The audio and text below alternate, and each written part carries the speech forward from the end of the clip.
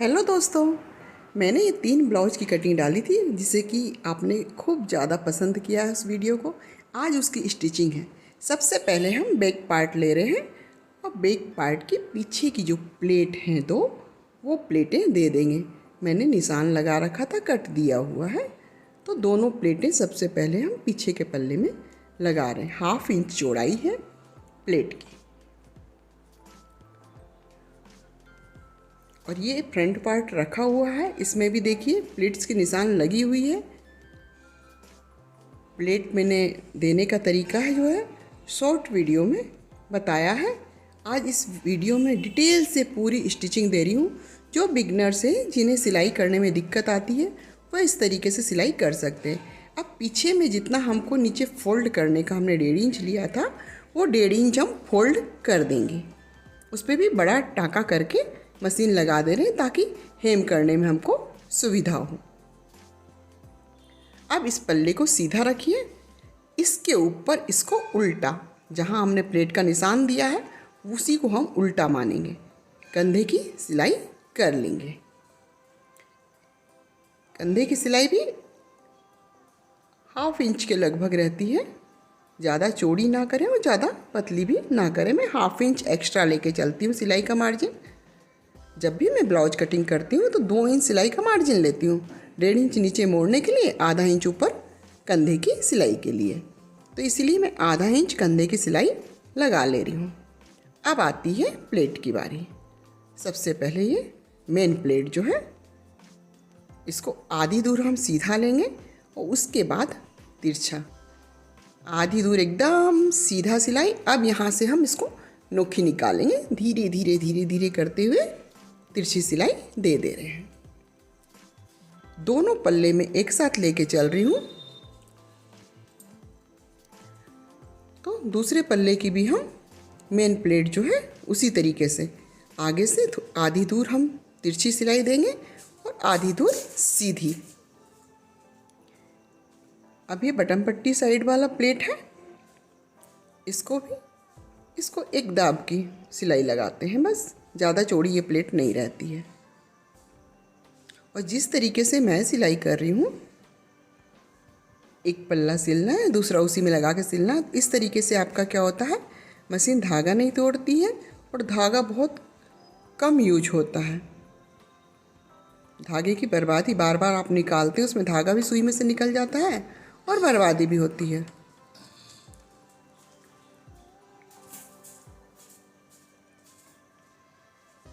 इस तरीके से मैं सारी प्लेट में वही करना है।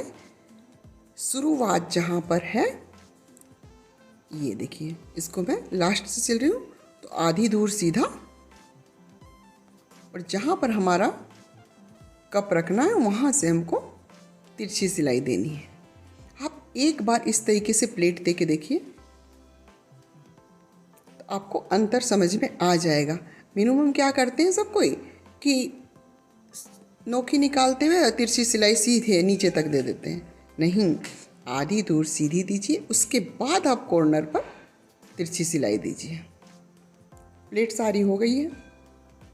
अब मैं इसमें बटन पट्टी लगा रही हूँ। हुक वाला ब्लाउज है, इसमें सीधी बटन पट्टी लगाते हैं। कपड़े को हमने सीधा रखा, उसके ऊपर कपड़े को रख करके और एक दाब सिलाई लगा लेंगे। अब कोई भी कपड़े में जब जोड़ देते हैं तो वहाँ पर चाप सिलाई ज़रूरी हो जाती है, उससे हमारी कपड़े की फिनिशिंग बहुत अच्छी आती है। और लगभग 1 इंच से थोड़ा सा ज़्यादा बटन पट्टी की चौड़ाई रखते हुए इसको हम सिलाई लगा रहे हैं। मैं ऊपर से ही सिलाई लगाती हूँ, आप नीचे से भी लगा सकते हैं, उल्टा करके भी मैं सीधी तरफ से लगाती हूँ। अब ये दूसरी बटन पट्टी, इसको हमको अंदर से सिलाई करना है, उल्टा जोड़ना है इसको। आप देख पा रहे होंगे कि उल्टी तरफ से मैं सिलाई दे रही हूँ, सीधी साइड मेरा उल्टा आएगा।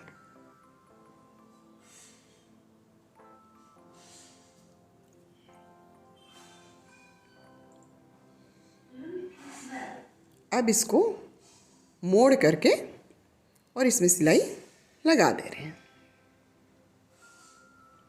उस सिलाई को छुपा देनी है।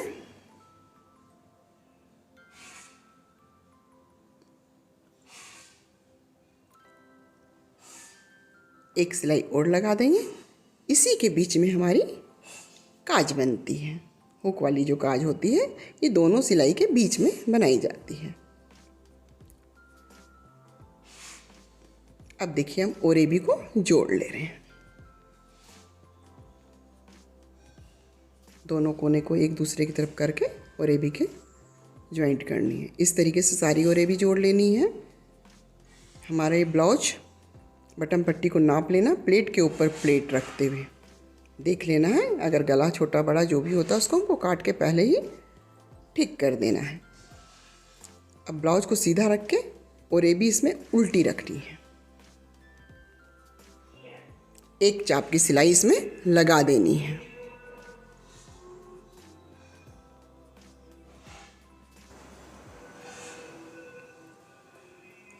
ये ओरेबी हम एक चाप की सिलाई लगभग 1/2 इंच सिलते हुए इसको पूरा पीछे का गला, आगे का गला सारी ओर लगा करके इस पर चाप सिलाई इस तरीके से चलाएंगे कि उतना ही मेरा जितना चौड़ा हमको हेम करना है उतना चौड़ा मोड़ के अब इसमें चाप सिलाई चलाऊंगी, वो देख लीजिएगा, आपको समझ में आ जाएगा।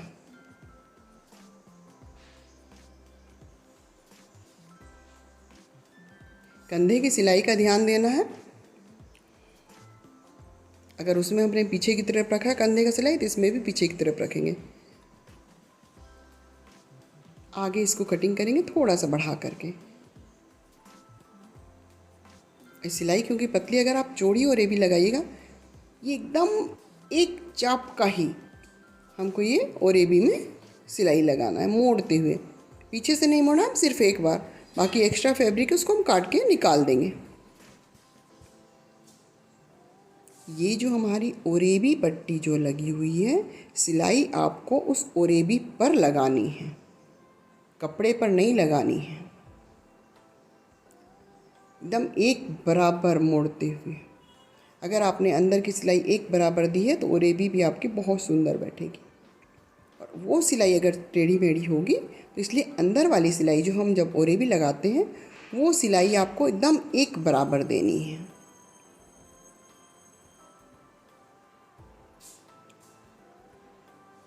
अब ये देखिए गले की मेरी चाप सिलाई पूरी हो गई है। कितना टाइम लगता है ब्लाउज सिलने में? अगर आप कॉटन का ब्लाउज सिलाई करते हैं तो बिगनर्स होंगे तो आपको लगभग 45 मिनट लगेगा, और अगर आप सिलाई करते होंगे, आपको सारे तरीके मालूम हैं, तो आप आधे घंटे या 20 मिनट में एक ब्लाउज को आराम से सिल करके रेडी कर सकते हैं। इसकी एक्स्ट्रा फैब्रिक को काट करके निकाल देना है। इसके बाद हमको आर्म होल की जो शेप है, देखिए प्लेट की शेप दिखा रही हूँ मैं, और ये आर्म होल जो है उसमें हमको स्लीव को देख लेना है कि फ्रंट वाला कपड़ा जो है वो आगे की तरफ में आए। जो हमारी कटिंग दी हुई है गहरी वो आगे आनी चाहिए, गलती से भी उसको पीछे नहीं करना है। और एकदम एक बराबर संभाल के कपड़े को एक बराबर आधे इंच की सिलाई आपको ब्लाउज की बाह को रखते हुए लगा देनी है।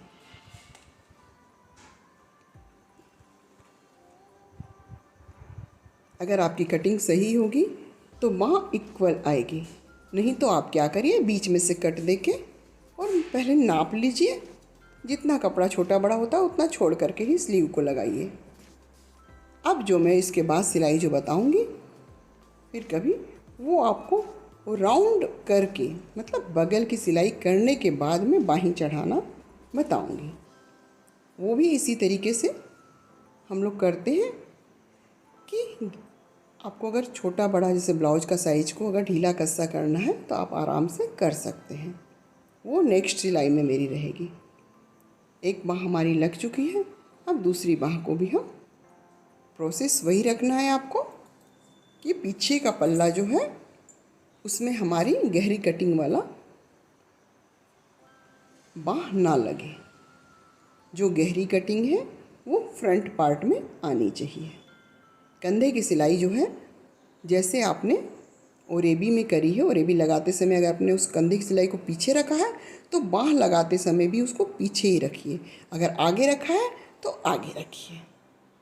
ये ना कि कंधे की सिलाई बाँह में इधर है और गले में उधर, दोनों एक साइड ही होनी चाहिए।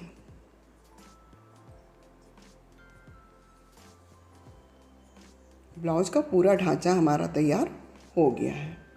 अब सिर्फ हमको बगल की सिलाई करनी है। इतनी देर में आपने देखा होगा एक बार भी मैंने नाप को नहीं छुआ है। ये सेंटर में एक निशान मार दे रही हूँ। इसके बाद में बाँह का सेंटर पकड़ रहे हैं, बाँह को बराबर करके अब मैं बाँह की नाप को नापूंगी कि हमको मोहरी कितनी रखनी है। पहली बार मैं ये नाप को यूज कर रही हूँ। मोहरी रख के निशान लगा लेना है और वहाँ से हमको सिलाई लगानी शुरू करनी है। धीरे धीरे तिरछे होते जाना है। बगल में जो हमारा 1.5 इंच सिलाई का होना चाहिए, हमने 1.5 इंच एक्स्ट्रा मार्जिन लिया है तो हमारी 1.5 इंच की सिलाई ही आपको लगानी है। इसके बाद नीचे हमको जो हमने सेंटर में निशान लगाया, बटन पट्टी को वहाँ पर नाप करके देख लेना है कि हमारी बटन पट्टी वहाँ पर आ रही है कि नहीं। ये ना हो कि आगे का पल्ला पीछे के पल्ले से कम ज़्यादा हो। देखिए मेरी निकली हुई बटन पट्टी है तो मैंने निशान को वहीं तक रखा हुआ है।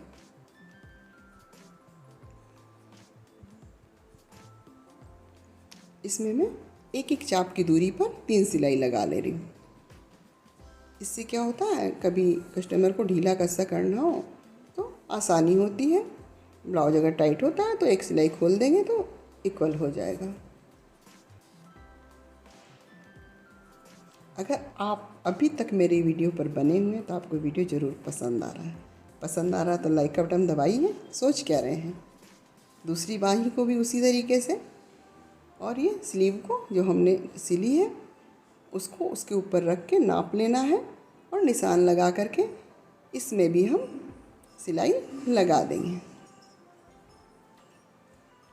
धीरे धीरे तिरछा, यहाँ पर हमको 1.5 इंच बिल्कुल।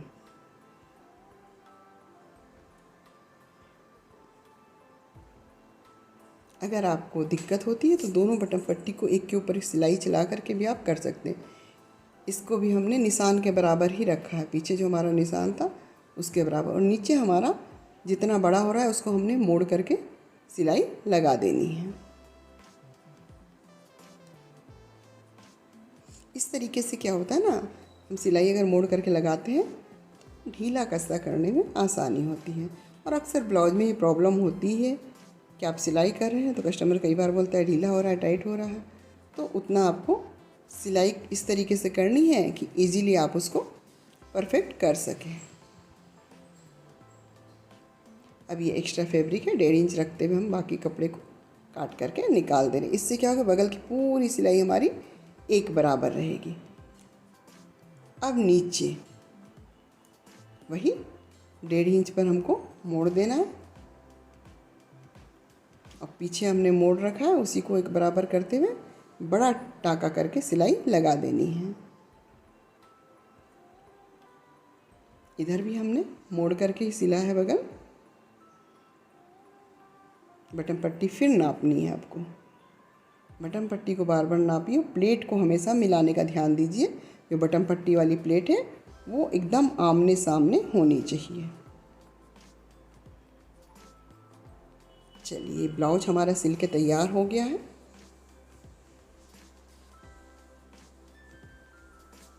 अब इसको नाप रहे कमर को। देखिए हमने कहीं नहीं, बिल्कुल बराबर आई है कमर। मेरे चैनल को सब्सक्राइब करिए, दोस्तों में शेयर करिए।